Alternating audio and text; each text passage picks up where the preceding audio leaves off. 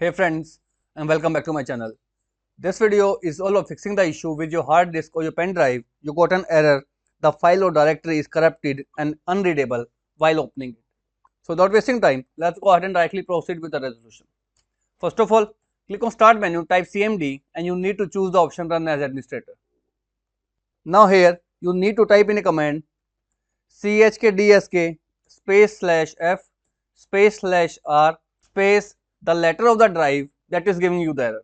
For example, in my system, if the drive letter is E which is causing me the error, so I'll type in EAT double dot and then hit the enter key. Now this will take some time to finish scanning and repairing your corrupted files, and once it is completed, go ahead and try to reopen the drive and hopefully this will completely fix out your issue.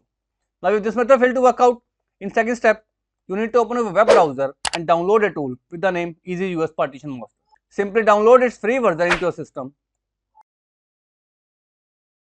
Once downloaded, select it and install Easy US Partition Master right into your system.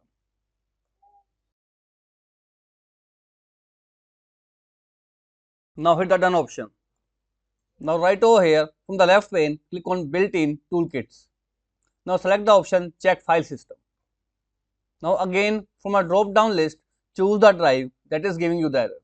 So at my end, I will select the drive E and then click on the option start. Now wait for it, it will take few seconds, like it is just completed right now, right in front of you. Simply click on the option finish. After doing so, go ahead and try to reopen your folder or your drive, and the issue of the file or directory is corrupted and unreadable will be completely fixed. So that's all about it friends. If this video works out for you, I request you to please click on subscribe button and turn on the bell notification icon to continue receiving updates from my channel.